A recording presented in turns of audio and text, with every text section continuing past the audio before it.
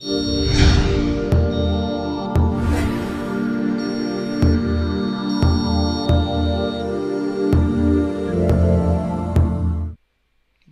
et bienvenue dans ce nouveau mini tutoriel pour Cinema 4D.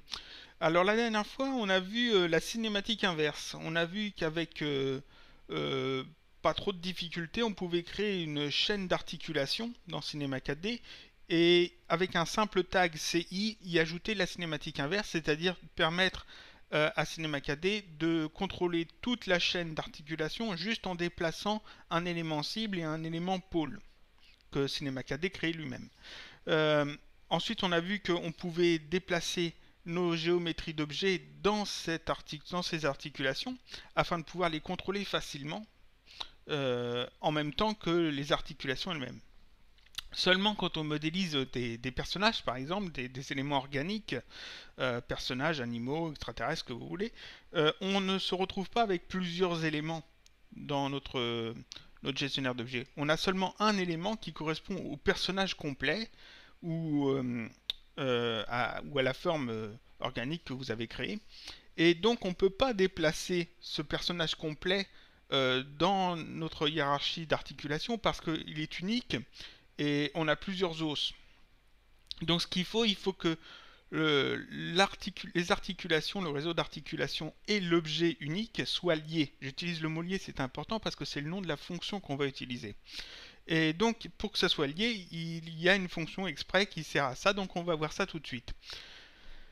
Ici, j'ai besoin d'un objet, donc je vais modéliser très schématiquement un bras. Je ne vais pas faire tout un personnage parce que ça serait trop long. Je vais faire juste un bras. Alors, et comme j'ai dit, très schématique. Donc là, j'explique pas trop comment je fais en fait parce que je ferai un tutoriel sur les bases de la modélisation. Bientôt, donc enfin bientôt, il faut que je le prépare. Donc j'expliquerai en fait les méthodes pour modéliser et puis tous les raccourcis clavier qu'il faut absolument connaître pour faire ça bien. Donc là, je vais assez vite. De toute façon, c'est pas le sujet du tutoriel. Le sujet du tutoriel, c'est les os. Donc on va faire ça à peu près comme ça. Ici, un peu plus petit, ici un petit peu plus grand, faire un bras quand même assez musclé, voilà, et ensuite on va faire ah, on va faire un petit bout de l'épaule, voilà, de l'épaule et du buste, ça comme ça. Mhm. Bon, ce sera pas très bien, mais ça sera suffisant pour le tutoriel. Voilà, donc là on a un bras très schématique de fait. Généralement, donc, on se retrouve avec une forme unique. Quand on fait de l'organique, on le place dans un hyperNURBS la plupart du temps. Voilà, comme ça. Et donc ça, on va dire que c'est un bras. Je fais pas la main, je fais pas le buste, je fais rien. Je fais juste ça. Je désactive l'hyperNURBS, je garde que cet élément-là. Je vais passer ici en ombrage de Gouraud pour voir les lignes. Voilà. Et Et donc ici, si je fais ma chaîne d'os, je ne peux pas découper seulement par exemple ici cette partie du bras et l'assigner un os, et découper cette autre partie du bras et l'assigner un os, parce que ici j'ai un élément qui comprend tout le maillage. Donc il faut que les os puissent déformer ce maillage. Et les os sont des déformateurs, donc ça tombe bien. Alors ce que je vais faire, je vais créer ma chaîne d'os ici. Je vais passer en vue avant, ça sera plus pratique. Et je vais prendre, donc comme la dernière fois, mon outil articulation. Voilà. Ici, on n'oublie pas CTRL, clic pour tracer les os. Donc ici, je ne sélectionne rien dans ma hiérarchie et je crée donc les os. Alors ici, un pour l'épaule, un au niveau du coude, au niveau du poignet, puis ensuite on dira qu'il y a la main. Alors je fais ça comme ça. Voilà.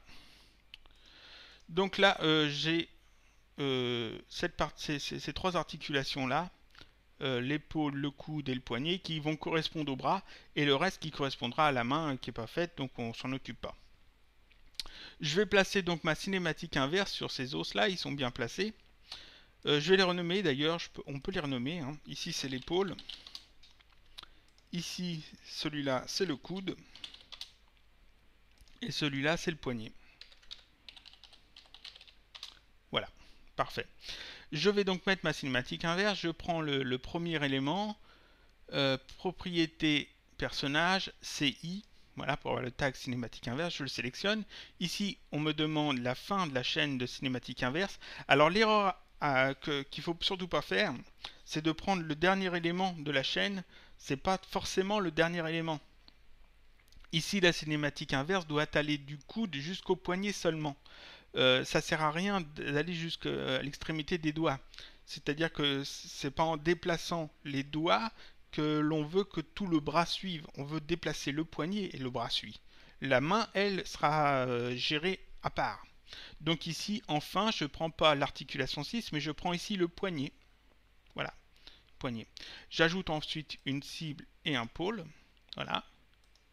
Je vais replacer tout ça correctement. Le pôle qui est ici, on va le déplacer un peu vers le bas. Et le poignet cible qui est ici, c'est parfait.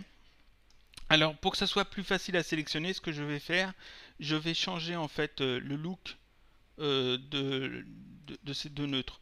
Ici le pôle, je vais mettre ici dans objet, je vais choisir un cube en XY, voilà, je vais le faire un cube, 10 cm ça a l'air bien.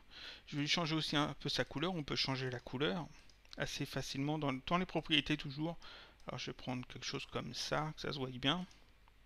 Ce qui permet ici de le sélectionner plus facilement que si c'était juste un petit point. Et là pareil pour le poignet cible, dans objet je vais choisir en affichage, je vais prendre une sphère, XY, voilà, et je vais lui mettre quand même un rayon intéressant, peut-être 40 plutôt, 40 c'est bien. Et je vais faire quelque chose de très visible, donc je vais mettre ça en rouge vif. Voilà, ce qui permet ici de les sélectionner facilement que si c'était juste un petit point. Donc ça c'est fait. Si ici si je déplace donc mon élément cible, j'ai le bras qui suit correctement. Seulement j'ai pas le maillage qui suit. Donc pour que le maillage puisse suivre aussi, ce qu'il faut faire, voilà, on sélectionne les articulations. Alors forcément, normalement, il y a tout le personnage, il y a la main, etc. Là j'ai seulement le bras, mais c'est pas gênant, ça marche aussi. Donc ici, je sélectionne donc le premier avec la touche majuscule, je vais jusqu'au dernier, je sélectionne tout. Et ensuite, avec CTRL-clic, je sélectionne en plus le maillage. Donc j'ai toutes les articulations, plus le maillage. Pas l'hypernerves, le maillage. La géométrie, en fait, l'objet. Ensuite, ici, je vais dans Personnage, et j'ai cette fonction lier, qui permet justement de lier les éléments sélectionnés, c'est-à-dire les articulations et le maillage. Donc je clique dessus, voilà. Aussitôt, Cinema 4D a ajouté ici à ma géométrie un élément peau, c'est un déformateur. Et ici, il m'a ajouté un tag influence. Et maintenant, ici, si je sélectionne mon élément cible et que je le déplace, c'est tout le bras qui bouge. Seulement là, on peut voir qu'il y a des petits problèmes, c'est-à-dire que ici, l'épaule et puis la partie qui devrait correspondre au buste se déplacent aussi. Et ça, c'est pas bon. C'est-à-dire que c'est bien, mais il y a des petites erreurs. Vous verrez quand vous ferez des personnages et que vous mettrez des os dessus, des articulations, il y a toujours des petites erreurs. Ça, c'est parce que Cinema 4D analyse rapidement en fait le maillage ici. Il analyse tous les os et il crée en fait une carte d'influence, c'est-à-dire que sur le maillage, il va dessiner des influences, dire tel os va influencer telle partie du maillage. Et ça, il faut les retoucher souvent. Donc comment on les retouche? On les retouche avec l'outil ici, outil influence. C'est ce qui permet justement de modifier ici ce qu'on a dans le tag influence. Donc ce que je fais ici, je vais dans personnage, je choisis outil influence, ça me sélectionne donc cet outil influence. Et voilà ces options, donc je vais ici dans options. Je sélectionne un os, Alors il faut que l'hyperlapse soit bien désactivé. Et là, ce qu'on peut voir, c'est que maintenant notre maillage est de deux couleurs, en noir et en blanc. La partie en blanc correspond à la partie influencée par l'os qui a été sélectionné. C'est-à-dire que ici j'ai l'épaule, il va influencer toute cette partie-là. Et la partie qui est en noir, il ne va pas s'en occuper. Si je prends ici le coude, on voit qu'il influence cette partie-là et qu'il n'influence pas cette partie-là. Si je prends le poignet, on voit que c'est seulement le petit bout ici, et puis le reste, il n'y a pas de maillage, donc il n'y a rien qui est influencé. Donc ici, l'outil influence va nous permettre de repositionner correctement les influences. Je prends ici donc l'épaule avec l'outil influence sélectionné. Je le sélectionne bien, voilà. Dans options, ici on peut faire ajouter ou effacer, ou il y a d'autres choses. Ajouter, c'est pour ajouter l'influence, c'est-à-dire peindre en blanc et dire tel os va influencer telle partie du maillage. Et effacer, ça veut dire qu'on va peindre en noir, en fait, dire tel os n'influencera pas cette partie du maillage. Ici, je ne veux pas que l'os épaule influence la partie qui correspond au buste. Donc ce que je fais, je mets ici sur effacer, je peux augmenter l'intensité, là je reste à 25, j'ai bien l'épaule de sélectionner, mon outil d'influence, et je vais simplement peindre en noir les points que je ne veux pas qui bougent, que je ne veux pas influencer par la déformation de l'os. Voilà. Alors c'est bien les points qu'il faut peindre, hein. C'est pas les polygones, ce sont les points. Ensuite ici je vais prendre le coude, alors le coude il ne doit pas influencer cette partie-là. Voilà. Je vais revoir tous les os en fait comme ça. Je reviens un peu sur l'épaule parce que généralement il me remodifie un peu. Là ça a l'air bon. Le poignet c'est bien l'extrémité, on touche pas. Donc là en fait j'ai juste repeint l'influence de cet os épaule. Donc maintenant l'os épaule ne devrait plus toucher à ces points là. Je reviens ici en outil normal. Je reprends ici mon élément cible et là si je le déplace, on voit que les points qui correspondent au buste ne bougent plus en fait. Voilà. Ils restent bien en place quand je déplace le bras. Donc c'est parfait. Alors forcément, c'est toujours un peu galère à faire les influences parce que mais c'est ce qui permet justement de gérer en fait les pliures. Par exemple ici quand l'os se plie, il se plie plus ou moins bien.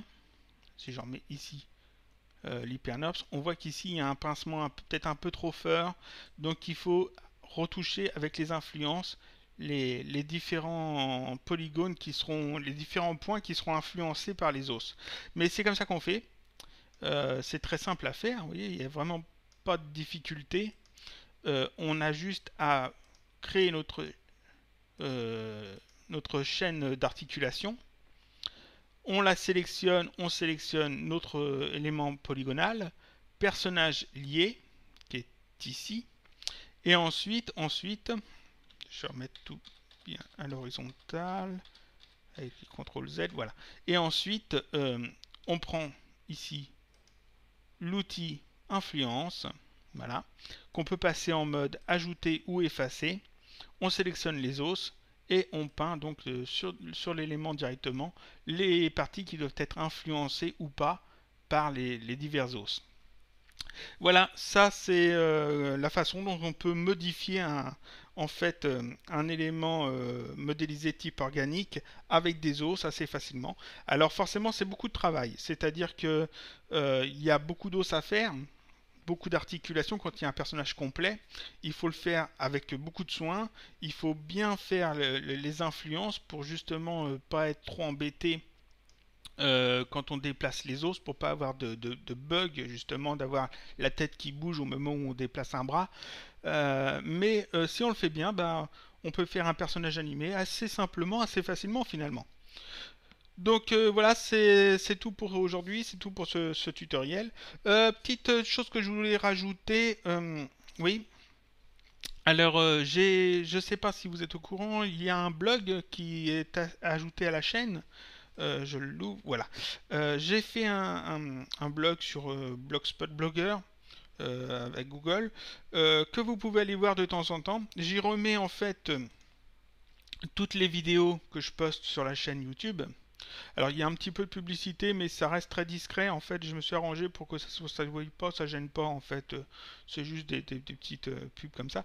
Euh, ensuite, il y a toutes les vidéos, donc, et puis il n'y a pas que toutes les vidéos. Je mets aussi du contenu que je ne mets pas sur la chaîne YouTube.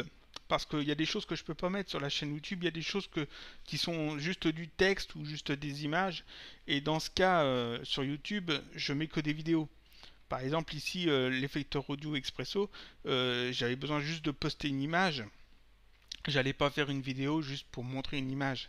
Donc il y a des petits articles comme ça où c'est pas sur la chaîne YouTube, c'est seulement sur le blog. Vous pouvez aller voir, le blog c'est ckddébutant.blogspot.fr.